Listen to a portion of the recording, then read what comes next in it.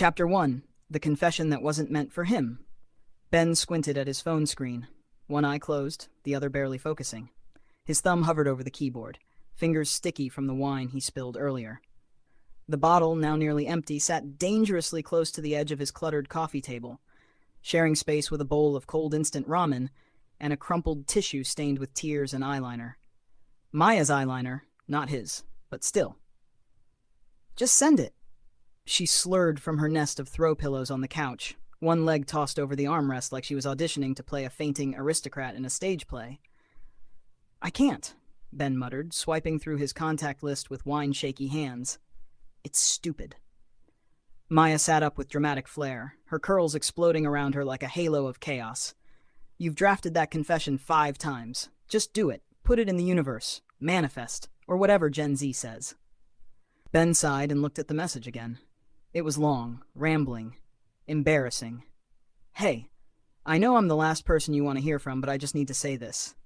You made me feel like maybe, just maybe, I wasn't invisible, and I still think about you when I smell cinnamon or hear that stupid song you liked. I'm not mad. I wish it ended differently. I wish you'd said goodbye. I think I loved you. Maybe I still do. He hit send before he could think twice. The moment it went through, his stomach dropped. Wait, he whispered. Wait. No, Maya sat up straighter. What? Ben stared at his phone in horror. I sent it to the wrong number. There was a moment of pure silence. Then Maya started cackling like a villainess in a soap opera. You what? Ben threw a pillow at her. This is your fault. Okay, but like, destiny? She offered, still laughing. What if it's your soulmate? I swear to God, Maya. But she was already pouring him another glass of wine with far too much enthusiasm. Ben didn't sleep much that night. He lay in bed, phone pressed to his chest like a defibrillator for a broken heart, waiting for a response that never came. At least, not until morning. The sun was rude. It sliced through the blinds and directly into his face like it had a personal vendetta. Ben groaned, his head pounding, his tongue dry and fuzzy like it had been carpeted overnight. He reached for his phone with the grace of a dying man, blinking at the notifications. And then he saw it. Unknown number. Well, that was unexpectedly poetic. Ben jolted upright, heart-lurching. He reread it 6 times before it fully registered. Wrong number, I'm guessing. Unless this is your way of confessing your love to a stranger with superior taste in accidental texts. Ben covered his face with both hands. Oh my God. He typed back quickly, thumbs tripping over the keys. Oh God, I'm so sorry. That wasn't meant for you. Please ignore it, or delete it, or throw your phone in the sea. The response came quickly. Unknown number. Bit hard to ignore something that heartfelt. Also, I don't live near a sea, but I'll consider the nearest fountain. Ben blinked. He didn't know what to expect. A block, maybe, or total silence. But this, whoever this was, they were funny. And not in a, I'm a troll here to ruin your life kind of way. In a clever, gentle way. Really, though, sorry, I was just emotional. Wine was involved. Isn't it always? For what it's worth, it was a beautiful message, even if it wasn't meant for me. Ben bit his lip. Thanks. Thanks, I guess. You won't post it online or anything, right? Tempting, but I'm on a media detox. Besides, I'm more interested in the person who wrote it. Ben hesitated, then smiled despite himself. Well, I'm Ben. Hi, Ben. I'm H. Ben sat up straighter. Just H? Let's keep the mystery alive a bit longer. Makes things more fun. Ben laughed, really laughed for the first time in days. Ben's cafe shift was chaos incarnate. The espresso machine was moody, the Wi-Fi was dead, and a customer threatened to leave a 1-star review because her muffin was too smug-looking. But somehow, Ben moved through it all with a strange new lightness in his step. He checked his phone on his break and found another message from H. What's your favorite word? Ben grinned. He liked this game. Serendipity. Yours? Disarm. Because you're into weapons? Because you do it too easily. Ben choked on his iced matcha. Maya, behind the counter, narrowed her eyes. You're smiling. That's either dangerous or adorable. Ben shrugged. Just texting. With him, she leaned over the counter. Are we in love yet? Ben blushed. It's not like that. Yet. H, as it turned out, was surprisingly consistent and oddly insightful. They talked all day, every day. Little things at first. Favorite books, Odd childhood habits. Ben admitted he used to name all his socks as a kid.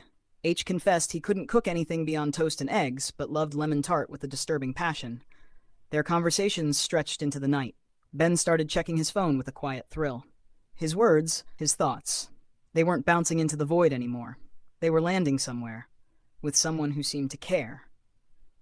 He still didn't know what H looked like. H hadn't sent any photos, and Ben hadn't asked. He didn't want to break the spell.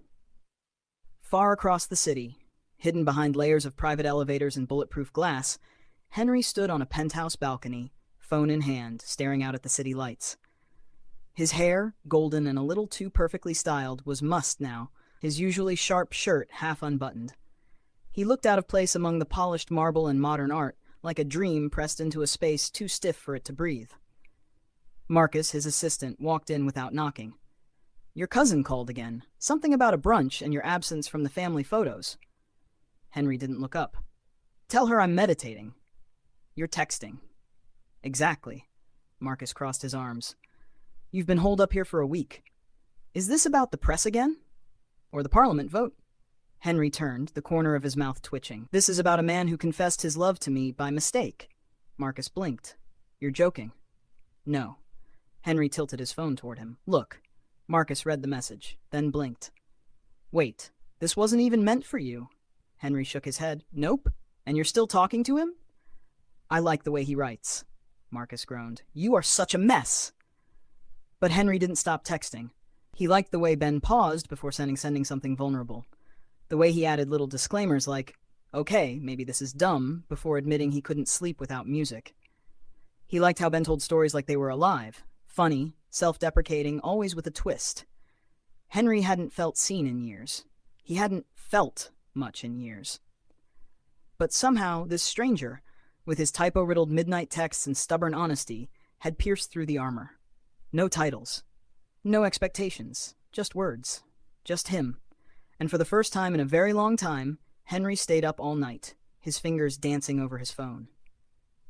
Back in his room, Ben curled under his blanket, grinning at the last message H sent. "If I were yours, you'd never have to write another goodbye text again." Ben rolled onto his back and stared at the ceiling. Whatever this was, it wasn't love. Not yet, but it felt like something was beginning. Chapter 2, The Man Behind the Screen.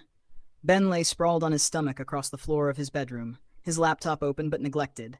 An empty bowl of cereal perched precariously on the edge of his nightstand, and a chubby orange cat named Pickle was curled in the crook of his elbow, snoring softly. His phone buzzed again. "How do you start your mornings?" Ben smirked and typed back. "Late, with 3 alarms. Cat on my face. Regret. You?" "Early coffee. Skyline view. Occasional existential crisis." Ben laughed softly and twisted to glance out his tiny bedroom window. The view wasn't much, just the alley and the corner of the bakery that made the whole street smell like sugar by noon. But it was his. "What's your view like?" A few seconds later, an image arrived. It was a close-up of a hand, long fingers, elegant wrist, silver watch gleaming faintly in morning light, holding a white coffee mug. Beyond it, a breathtaking skyline. Glass buildings, misty rooftops, a city draped in light like it had something to prove. Ben stared at the photo, thumb resting lightly on the screen.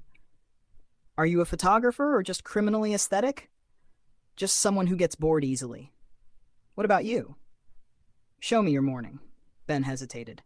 He glanced down at Pickle, still snoring. His hoodie was rumpled, his curls a mess, his face only halfway awake. But he wanted to share. That surprised him.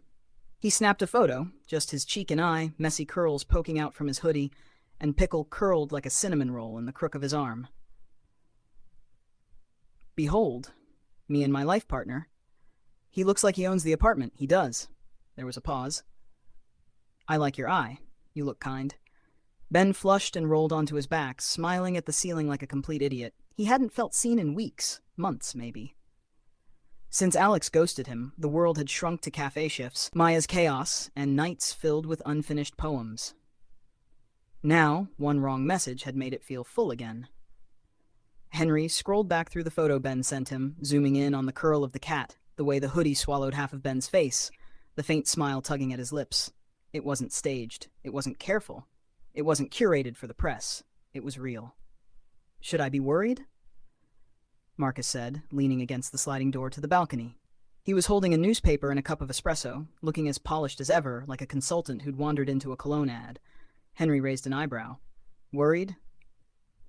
You're smiling. I smile. Not like that. Henry turned his attention back to his phone. It's just conversation. Uh-huh. The kind that makes you spend 20 minutes staring at a half-faced selfie and smiling like a teenager? Henry sighed, but there was no heat in it. He doesn't know who I am. Which is either romantic or dangerous, Marcus muttered, sipping his espresso. You know how this ends, right? You'll either tell him and he'll bolt, or the press will find out and he'll be plastered all over the tabloids with headlines like Prince's secret sexting partner revealed. We're not sexting. Yet, Marcus said pointedly. This is either a rom-com or a PR nightmare. Henry looked out over the city. Maybe I don't care. Marcus's sarcasm faltered for once. Wow, you really don't, do you? No, Henry admitted, setting his phone down. For once, someone doesn't want anything from me. Doesn't know what I can give them. Doesn't care about my title or my last name. He just talks to me. Marcus nodded slowly, then turned toward the door. Well, let me know when we need to schedule the fallout. Back in the apartment, Maya hovered over Ben's shoulder, munching popcorn like it was primetime TV.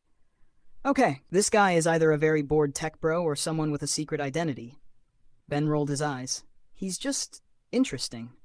Maya squinted at the text thread. That skyline is suspicious, like rich people suspicious. So Benji, that's how people get murdered in documentaries. Ben groaned. He's not going to murder me. I'm just saying, has he sent a face pic yet? Ben hesitated. No, Maya gasped. Ben, what if he's like 60? Then he has very smooth hands. Maya threw a pillow at him. Don't fall in love with someone who won't even tell you what H stands for. Ben grinned and hugged the pillow. It's fun. We talk about stuff. Real stuff. I told him about my writing last night. Maya blinked. You talked about your writing? Ben nodded. He asked what I dream about, and I just started talking. She softened a little. That's actually kind of hot. Ben laughed and threw the pillow back. That night, Ben lay on the couch, laptop perched on his knees, half-heartedly typing up a new poem. He kept glancing at his phone, waiting. Eventually it buzzed. What are you working on? Something soft and embarrassing. Perfect. Read it to me. Ben blinked, then hesitated, then sent it anyway. It's not finished, just a draft.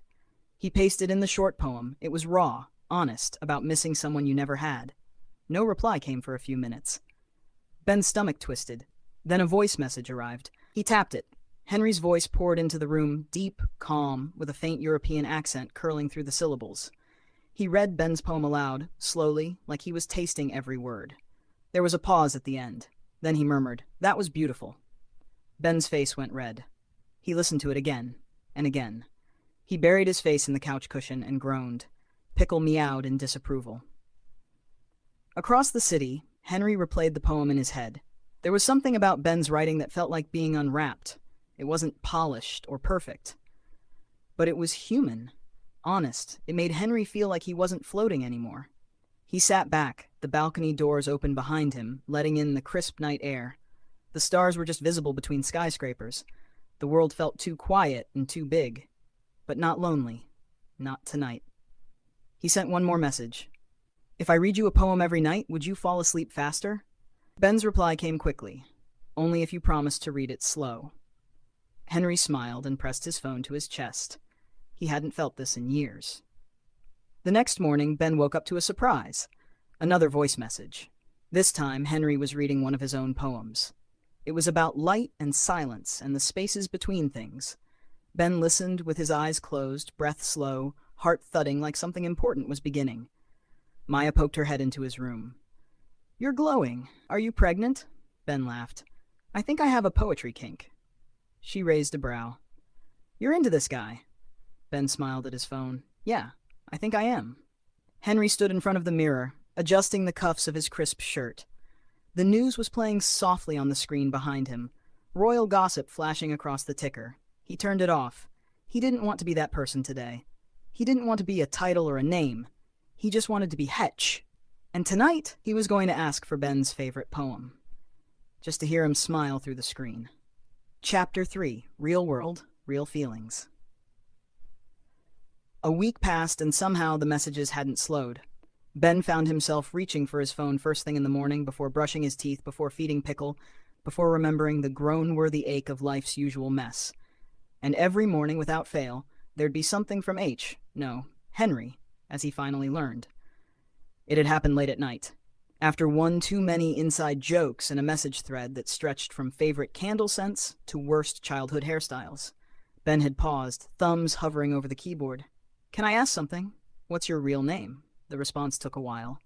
Long enough that Ben started doubting, pacing, rereading every word they'd shared like he might find some answer there. Maybe this was the line. Maybe Henry didn't want to make this real. Then the phone buzzed. Henry. It's Henry. Just Henry. Ben blinked at the screen. He typed without thinking. Like Prince Henry? A pause. Something like that, Ben snorted. That's not ominous at all, he muttered aloud, grinning as he typed. Okay, Your Highness. Should I start bowing? Only if you're into that. Ben choked on his water. Oh my God. They texted late into the night until the glow of Ben's screen was the only light in the room. Henry asked questions like he meant them. Real ones. Deep ones. Do you ever feel invisible? Ben stared at the question for a while, then answered. Yeah, all the time, actually. Like I exist in the background of other people's stories. Why? Ben hesitated, then sent. Because when you're not important enough to be remembered, you're not important enough to be hurt. It's safer that way. There was silence. Then Henry replied, I used to think I had a family who would protect me no matter what. Turns out, they're only loyal to the image of me they created, not who I really am. Ben's fingers slowed on the keys. For all of Henry's banter and smooth replies, there was weight behind his words, a kind of loneliness that mirrored his own, and somehow that felt more intimate than any photo ever could. The next day, Ben sent a picture of his favorite bakery. It was nothing fancy. Small, square, tucked between a laundromat and a pet shop. The windows fogged up in winter. The owner, Mrs. Donahue, made lopsided lemon bars and called everyone Darlin'. It's where I go when life feels too loud. Henry replied with a photo of his own, a stunning kitchen with granite counters, gold light fixtures, and cakes lined up on polished trays. Untouched, perfect, soulless. They make them fresh every day. No one eats them. Ben stared at the image, then sent. That's sad. I know. What do you eat when you're sad? Toast. With too much butter. Respect. In the penthouse, Henry stood barefoot in the middle of the cold, glittering kitchen, holding a piece of toast in one hand, phone in the other. His cousin Catherine stood at the doorway, arms folded, watching him with that familiar brand of aristocratic disapproval. You've been smiling, she said flatly. Is that a crime now? He replied, biting into his toast. It is when we're trying to maintain the illusion that you're focused on salvaging your image. Henry rolled his eyes. There it is, the royal we. She stepped forward, stilettos clicking against the marble. You know the stakes, Henry. We can't afford another scandal. That ridiculous leak 2 months ago nearly cost us a seat at the forum. I didn't leak it, Henry said coolly. But you didn't deny the rumors either. Catherine's eyes narrowed. And now you're wasting time with some civilian? Who doesn't know your world, your name, your responsibility? Henry's jaw tensed. His name is Ben, she scoffed. Of course it is. He's kind and smart, and he sees me. He sees what you let him see, she snapped. You think you can keep playing house with someone who lives off cafe tips and poems? That ends in heartbreak, or worse, headlines. Henry set his toast down slowly. For once, he said, voice low and even, can you stop speaking like love is a liability? Catherine stared at him. Then, with a shake of her head, turned and walked out, muttering, You were always the foolish one. Henry didn't reply. He picked up his phone instead. At the cafe, Ben was in his own version of chaos. A toddler had thrown apple juice at him. A man in a 3-piece suit had demanded almond milk, oat milk, and coconut milk in 1 cup. The espresso machine was making a sound like it was dying. But he didn't care. Not really, because he had a message from Henry waiting. Ben ducked into the back room, wiping his hands on his apron. Do you ever wish the world would slow down? Ben smiled. Every day. But if it did, I'd probably still be late to work. What would you do if time froze? Ben considered. I'd walk through the empty streets, steal 1 lemon bar, hug my cat, then find you. There was a pause. I think I'd be waiting. Ben's chest tightened. Chris, the cafe's manager, poked her head into the back, eyebrows raised. Are you hiding, Benjamin? Just breathing, Ben replied, tucking his phone away. Chris eyed him. You're smiling. Ben shrugged. I guess I am. She walked over and leaned against the doorframe. Look, you've had it rough lately, but if this mystery guy makes you smile like that, lean in. Life's too short to overthink good things. Ben blinked. You make coffee and life advice? Only for my favorites, she said, tossing him a clean towel. Now go clean table 4. Someone left a marshmallow stuck to the seat. That night, Henry sent a playlist. Ben listened to it curled under a blanket, sipping tea. It was soft, moody, the kind of music that made you ache in the best way. He responded with a list of weird snack cravings. Sometimes I dream about garlic bread. Is that weird? Only if the garlic bread talks back, Ben snorted. What's your weird craving? Frozen peas straight from the bag. Ben stared. I take back everything. You're a menace. And yet you're still here. Unfortunately for me. Fortunately for me. Ben hugged the blanket tighter. So why haven't we met yet? The message hovered for a moment. Then Henry replied, because I'm scared. Ben blinked, then typed slowly. Me too. There was a silence between them. Let's meet. Ben froze.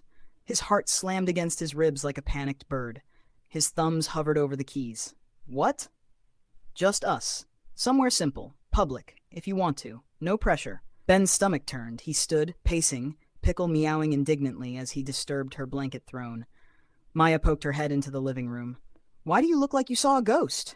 He wants to meet, Ben whispered. Maya squealed. Oh my God, do it. But what if it ruins everything? She walked over and took his phone, typing quickly. Hey! Ben reached for it. Too late. She handed it back. On the screen, I want to. Ben stared. Henry replied. Henry, tomorrow? Ben swallowed. His hands trembled, but his fingers moved. Yes. He set the phone down and let out a long breath. Maya threw herself onto the couch beside him, kicking her feet like a giddy teenager. You better shave, she said, grinning. This is a royal occasion. Ben rolled his eyes. But deep down, he already felt like something real had begun. Chapter 4. When Prince Meets Barista. Henry's suitcase clicked shut with finality, the soft leather echoing in the silence of the penthouse. His usually pristine hair was disheveled, the buttons on his shirt slightly misaligned, details Marcus noticed instantly, leaning against the doorframe like a disapproving older brother. You packed yourself? Marcus asked, skeptical. Henry, smoothing down his collar, glanced at him with a crooked smile. You don't trust me to fold a shirt? No, and judging by the condition of that suitcase, I'm justified. Henry rolled his eyes, but the smile faded quickly. His hands fidgeted with the edges of his cuffs. Is the car ready? Yes. And the alias? Alex Holloway. Marcus raised a brow. You picked your middle name. I panicked. Marcus exhaled, stepping closer. You know I have to say it, right? You're leaving the security of a controlled estate to go meet a man you've only spoken to through text. He's not just a text. Henry adjusted his cufflinks. He's the most honest thing in my life right now. And what if the press gets wind? They won't. You're covering for me, remember? Henry smirked. I'm enabling you. Semantics. Marcus grabbed the tablet tucked under his arm. No bodyguards, no press tail. I've arranged the transport and notified no one. You'll be alone for the first time in, 3 years? Henry's expression softened. And somehow I've never felt more free. He stepped out the door, sunglasses in hand, heart hammering against his ribs. Ben had never changed his clothes so many times in one afternoon. Jeans were too casual, slacks felt like a job interview. The button-up made him look like he was cosplaying as a tax accountant. The hoodie was him, but too relaxed. He finally settled on a fitted forest green shirt that hugged his chest just enough, and black pants that didn't scream, try hard. Maya lounged across his bed, phone in hand, offering unasked for commentary. You need a bit of concealer under your eyes, she said, tossing a makeup sponge at him. You look like you haven't slept since Obama left office. I haven't slept, Ben muttered, tugging at his curls in the mirror. It's nerves, and softcore identity panic. You mean because you're about to meet the man who might be your soulmate, who also maybe lives in a luxury tower and eats frozen peas as therapy? Exactly. Maya stood, walked over, and pinched his cheeks lightly. He's going to love you. You're charming and pretty, and if he doesn't, you still have pickle. Comforting. Ben sprayed cologne on his wrists and inhaled deeply. He was meeting Henry. He was meeting Henry. The bookstore cafe was nestled between a flower shop and a watch repair store, an aesthetic little space with moss-green velvet chairs, mismatched tables, and a smell of espresso and aged paper that wrapped around you like a warm scarf. Ben arrived early. He perched near the window, pretending to read a poetry book he'd brought but hadn't opened. Every time the bell over the door jingled, he looked up, heart clenching and then settling again. Then the bell rang, and this time, the world changed. Henry stepped in, tall and composed, in a navy coat over a soft cream turtleneck. His blonde hair was swept back effortlessly, and his pale blue eyes scanned the room with quiet precision. Ben forgot how to breathe. Henry's gaze landed on him. For a heartbeat, neither moved. Then Henry walked forward, smiling slowly, like the sight of Ben had settled something deep in him.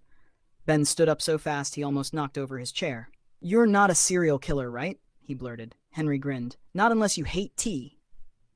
Ben laughed, too loud, too awkward, but Henry's laugh followed, rich and real. They sat across from each other, and suddenly the air between them was thick with the surreal. "Hi," Ben said softly. "Hi," Henry replied. "Real." Ben blinked. "You thought I was a chatbot?" "Worse," Henry said with a smirk. "I thought you were too good to be true." Ben flushed and looked down at the table. "You're, taller in person." "You're exactly as I imagined," Henry said. Ben's heart skipped. "That good or bad?" "That terrifying." They both laughed. The tension loosened. Coffee came. Henry ordered black tea. Ben got a caramel latte and pretended it wasn't a personality trait. "So," Ben said after a moment, "what's your real story, Henry? I mean, skyline views, gold-trimmed kitchens? You're either rich, royalty, or really committed to the art of deception." Henry tilted his head. "Promise you won't run." Ben narrowed his eyes. "No." Henry laughed, then leaned forward. "I'm not a prince in the technical sense. Not anymore. But I was raised as one. Titles, wealth, politics, all of it." Ben blinked. "Wait, you're serious?" "I told you," Henry said with a shrug. "Something like that." Ben stared, then laughed, almost hysterically. "Oh my God, I joked about you being Prince Henry. That wasn't supposed to be foreshadowing." Henry grinned. "It was good foreshadowing." Ben stared at his cup. "So you're, like, important." "I used to be." "And now?" Henry's smile faded a little. "Now I just want to be seen by someone who doesn't care about all of that." Ben met his eyes, and his voice, when he spoke, was small. "I don't care about all of that." "I know." They walked after coffee, through a narrow park that smelled of grass and city dust, passing street performers and pop-up booths. Ben bought them both soft pretzels with too much mustard. Henry licked the corner of his mouth and made Ben blush just by looking at him. They sat on a bench, shoulders brushing. Ben looked at him. Really looked. "You're beautiful," he said before his brain could catch the words. Henry glanced sideways. "You're not so bad yourself." Ben laughed, nervous and flustered, but didn't look away. Then came the question he hadn't meant to ask. "What would someone like you want with someone like me?" Henry turned fully. His hand lifted, fingers brushing a loose curl from Ben's forehead. "You didn't fall for my world," he said gently. "You fell for my words, and I fell for yours." Ben's breath hitched. Their faces were so close now, one more breath and they'd be kissing. But Henry pulled back, slowly, reluctantly. Ben swallowed hard. "Why? Didn't you?" "I didn't want the first time to feel like something I took," Henry said softly. "I want it to feel like something we chose." Ben looked at him, heart thudding like a drum in a canyon. "Okay." They sat in silence for a while, not because they didn't have more to say, but because what they were saying without words was enough. For now. Chapter 5. The Truth, the Scandal, and the Choice. It happened the next morning. Ben was halfway through frosting a cinnamon roll behind the cafe counter when Chris called his name with an edge in her voice that made the hairs on his neck stand. He looked up to see her holding her phone, eyes wide, brows drawn tight. "You need to see this." Ben wiped his hands on his apron and leaned over the screen. There it was, an article, already viral, the headline big and screaming, "Prince Henry's mystery date. Who's the man in the cafe?" Below the headline was a blurry photograph clearly taken through the window of the bookstore cafe. Henry, unmistakable even with sunglasses, sat across from someone whose face was obscured by a coffee mug. But it was him. Ben knew the curve of his own hoodie, the crumpled book spine beside his elbow. He staggered back a step. No, no, no, no. Chris grabbed his arm. Ben, it was private, he whispered, his breath quickening. We were careful. How? The bell above the cafe door jingled. Ben turned to see a man in a suit with a camera hanging from his neck, already lifting it to snap a photo. Another followed behind, then another. Paparazzi. Outside, more were gathering on the sidewalk, pressing up against the glass. Ben! Someone shouted through the door. Is it true? Are you dating the prince? Did you know who he was? Are you in love? How long have you been seeing each other? Ben froze. Then Maya exploded through the kitchen door like a hurricane. Out! She shrieked, wielding a broom like a baseball bat. You slimy camera rats have 5 seconds to get off this property, or I swear I'll show you what Olympic-level rage looks like. The reporters laughed at first. Then Maya swung the broom and hit one of them square in the gut. They scattered. Chris locked the door, pulled the blinds. Maya turned to Ben, panting. Eyes wide. You okay? She asked. Ben didn't answer. He just stood there, hands trembling, heart cracked wide open. At the estate, Henry was already awake when the crisis broke. His phone rang every 5 seconds. Catherine was the first to barge into his study, looking like the devil in high heels and silk. You've done it now, she hissed, flinging a printed photo onto the table. The tabloids have it. Your face. His face. They're calling him your secret commoner lover. Henry picked up the photo and stared at it for a long, quiet moment. He doesn't deserve this, he said softly. No, he doesn't, Catherine snapped. But neither does the family. You've embarrassed us enough. You don't get to run away with a boy from a cafe. Henry looked up slowly, the softness draining from his expression. He's not just a boy from a cafe. Oh, please, she scoffed. This isn't a fairy tale. You don't get to be anonymous. You don't get to fall in love with someone who doesn't understand this world. I didn't fall in love with the world, Henry said, standing. I fell in love with him. Catherine froze. Henry's voice turned cold. But you're right. I've dragged him into something cruel, and I won't let him suffer for it. Ben sat on the edge of his bed, phone clutched in one hand, Maya beside him like a warm, furious shadow. The message came in. Just one line. This was a mistake. Ben stared, read it again, then again. His heart sank like a stone in cold water. He didn't cry, not right away. He laughed, a soft, sad sound that made Maya reach for his hand instinctively. Oh, Benji. I knew it, he said hoarsely. I knew someone like him couldn't really. She wrapped an arm around his shoulder, but it didn't stop the ache. Ben lay in bed that night, rereading their old messages, the soft ones, the silly ones. The voice messages, the poems, the playlists, the one where Henry had typed, months ago. Sometimes the wrong message finds the right heart. Ben closed his eyes, his fingers hovered over his phone. Then, shaking, he opened his blog. Chris found Ben at the counter the next morning, eyes red but clear, typing furiously.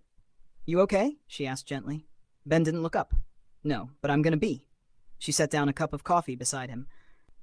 You don't have to explain yourself to the world. I'm not, he said. I'm explaining myself to him. The blog post went live 2 hours later. It was titled, To the One Who Saw Me First. When I sent a message to the wrong number, I didn't expect anything back. Not kindness, not curiosity, certainly not you. But then you replied, and suddenly I wasn't invisible anymore. You listened when I talked about my cat. You read my poems like they meant something. You remembered the bakery, the way I like my coffee, the fact that sometimes I dream about garlic bread. I don't know what you see when you look at me, but I know what I see when I look at you. A man who's been told too many times that he's not allowed to want things. Not joy, not softness, not love. But I wanted you. I want you. I fell for a man who saw me when no one else did. And if he still wants me, I'll be here. In the same place. With the same coffee. And the same stupid cat hoodie.